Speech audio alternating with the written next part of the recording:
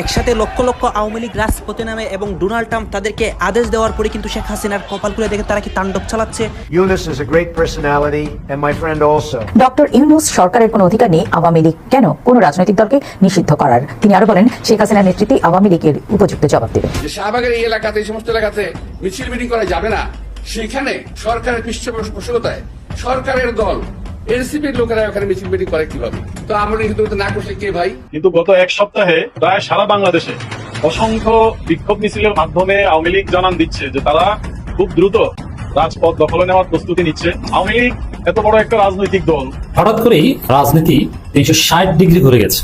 ট্রাইব্যুনালে জামাতের বিচার করার চেষ্টা, এই যে আওয়ামী লীগের বিচার হবে না ট্রাইব্যুনালে, একই সাথে জামাত ইসলামের বিচার হবে। জুলাই আন্দোলনের সোল এজেন্সি তারা নিয়ে নেয় নাই। জুলাই আন্দোলন আমরা সমর্থন করেছি, আপনিও সমর্থন করেছেন, আর বহু লোকে করেছে, লক্ষ লোকে করেছে। এগুলো গণায় ধরার টাইম নেই, কারণ শেখ হাসিনার সময় আমরা কথা বলেছি। তোরা তখন গর্তে ছিলি, তোরা যারা গর্তে ছিলি তারা এখন গর্ত থেকে বেরিয়ে যখন আমাদেরকে হুমকি দিস, তার মানে বুঝতে হবে যে শেখ হাসিনার আমল তোদের থেকে ভালো ছিল। কোনো দলকে যখন নিষিদ্ধ করা হয় তখন সেই দল আন্ডারগ্রাউন্ডে চলে যায়।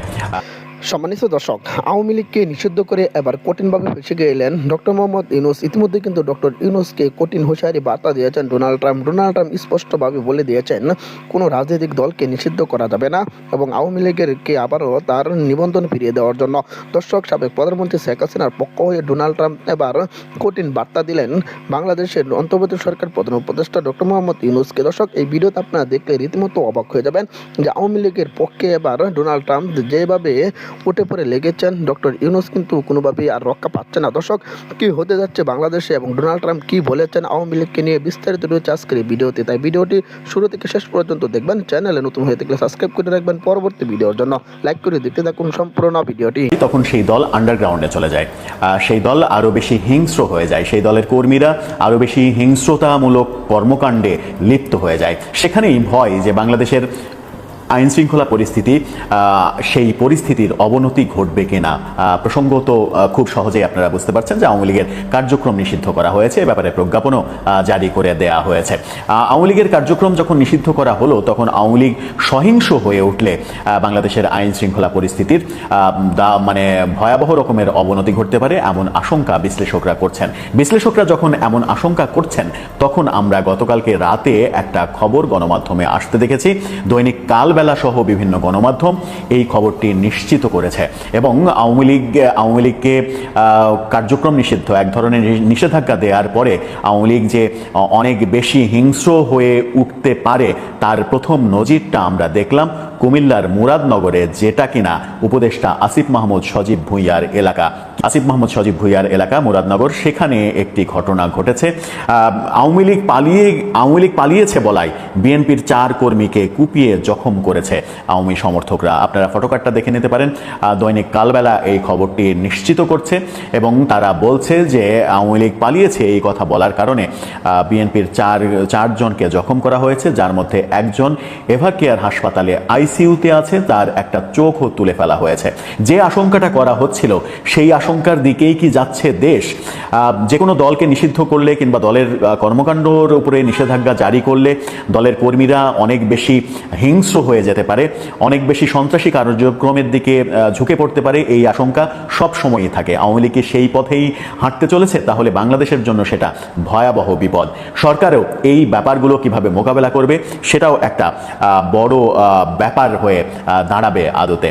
কুমিল্লার মুরাদনগরে যেটা ঘটলো সেটা হচ্ছে যে বিএনপির 4 কর্মীকে কুপিয়ে আহত করলো দুর্বৃত্তরা। এখানে দুর্বৃত্ত বলা হচ্ছে। রাতে উপজেলার পূর্ব ধোয়ের পশ্চিম ইউনিয়নের নবিয়াবাদ গ্রামে এই ঘটনা ঘটেছে। আহতরা যারা আহত হয়েছেন তারা হলেন নবিয়াবাদ গ্রামের বিএনপি নেতা ও জিয়া মঞ্চের সদস্য সচিব জুয়েল এবং তার ছেলে সৌরভ, একই গ্রামের বিএনপি কর্মী জাহির মিয়ার ছেলে জাহিদুল ও ইউনুস মিয়ার ছেলে শাকিল। আহতদের মধ্যে জাহিদুল মুমূর্ষু অবস্থায় ঢাকার এভারকেয়ার হাসপাতালের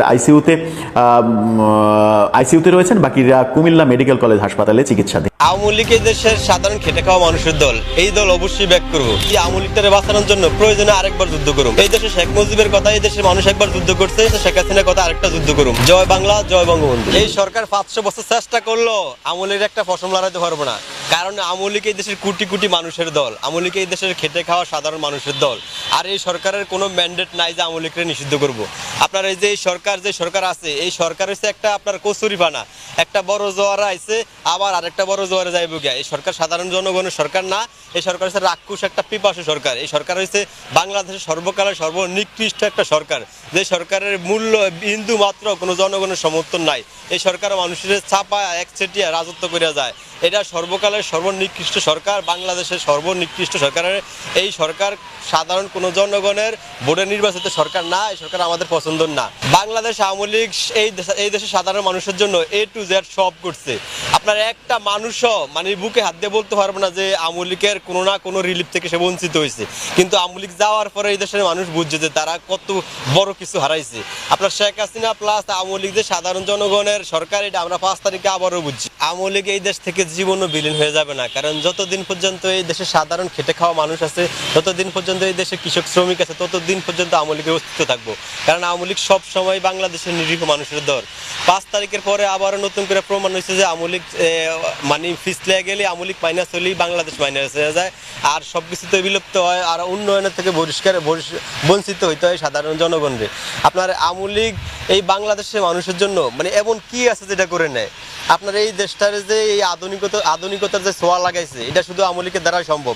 আপনার শেখ হাসিনা যে বড় বড় বাজেট প্রকল্প কাজ করে, এইটা করতে মূলত যে একটা সাহসিকতা লাগে, ওইটা শুধু শেখ হাসিনারই আছে। আপনার বড় বড় কাজ অনেক নেতার কাছে যেগুলো স্বপ্ন, সেগুলো শেখ হাসিনা করছে।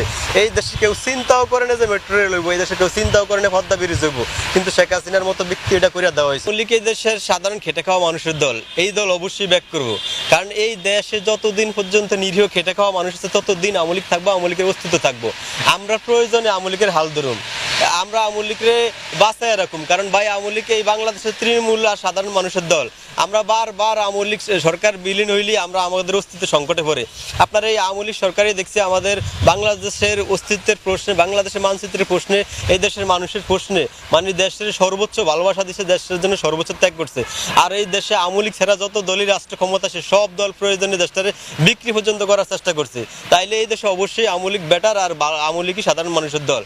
আমরা সাধারণ মানুষ এই আওয়ামী লীগটারে বাঁচানোর জন্য প্রয়োজনে আরেকবার যুদ্ধ করুম। যৌক্তিক অভিযোগ, যে অভিযোগগুলো মেনে নেওয়া যায়, ঢালাও ভাবে যে আপনি 4000-5000 লোকে আসামি করে যে গণ মামলা দিচ্ছেন, এইগুলা তো কোনো অভিযোগ না। এগুলা তো এইসব মামলার মেরিট তো ওই দিনই নষ্ট হয়ে গেছে যখন 400-500 লোকে আসামি করা হয়েছে। সবচেয়ে মজার বিষয় হচ্ছে প্রত্যেকটা মামলায় শেখ হাসিনা আসামি, প্রত্যেকটা মামলায় ওবায়দুল কাদের আসামি, স্বরাষ্ট্র উপদেষ্টা আসামি। এর চাইতে হাস্য করার কি হইতে পারে? যারা ফৌজদারি কার্যবিধি সম্পর্কে জানেন, মামলা সম্পর্কে জানেন, তারা নিশ্চয়ই এটা মাথায় রাখবেন।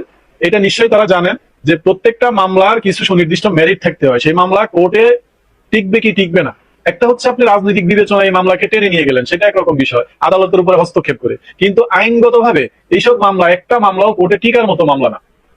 তো এইরকম ভূমিপুর মামলা বাণিজ্যের জন্য যে মামলা, এই মামলায় অভিযোগ দিয়ে তো আর আপনি গণহারে সবাইকে গ্রেপ্তার করতে পারেন না। এটা তো একটা দেশ, সবাই তো এই দেশের নাগরিক।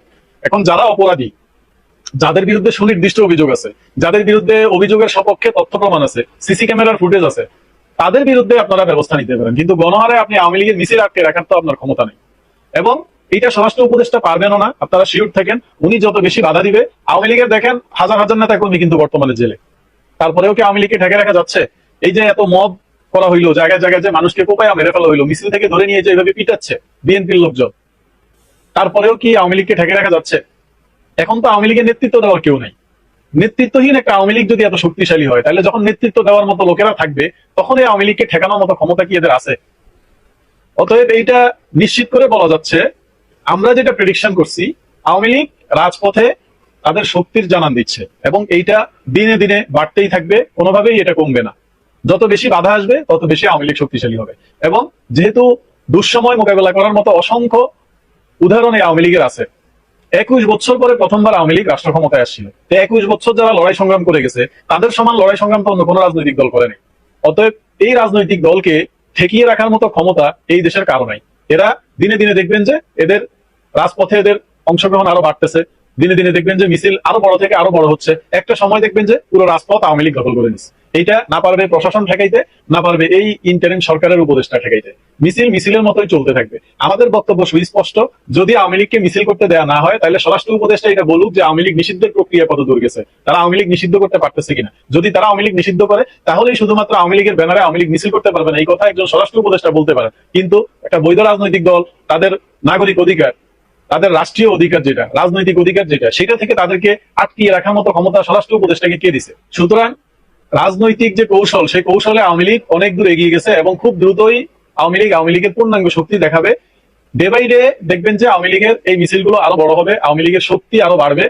একটা পর্যায়ে এসে আওয়ামী লীগ কিন্তু সেই আগের আওয়ামী লীগ হিসেবে আবার ঘুরে দাঁড়াবে। 74 বছরের পুরাতন একটা রাজনৈতিক দল, তারা বুঝতে পারলাম যে তারা নানা অপরাধে জড়িয়ে গেছে। তারা 15 বছর ক্ষমতা ছিল, তাদের নেতা কর্মী, তাদের থেকে সুবিধাবাদী যারা ছিল, কত পার্সেন্ট আওয়ামী লীগের নেতারা সুবিধা নিছে গত 15 বছরে?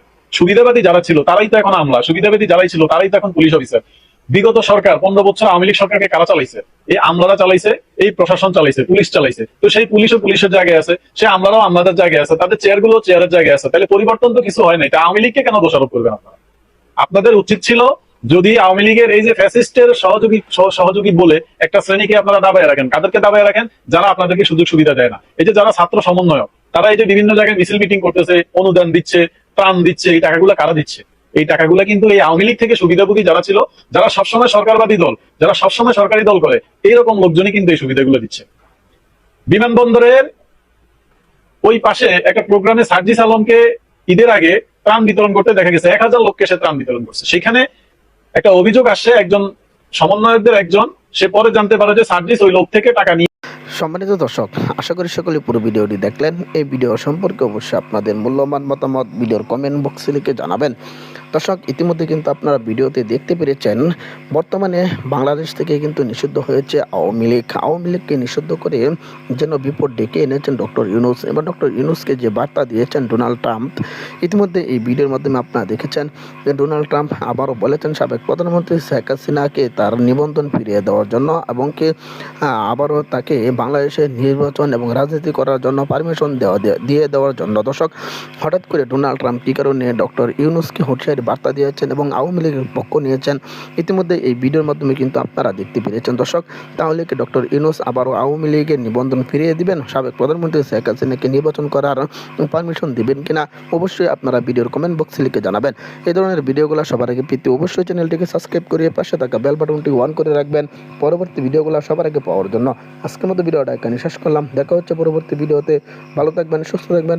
আসসালামু আলাইকুম ওয়া রাহমাতুল্লাহ।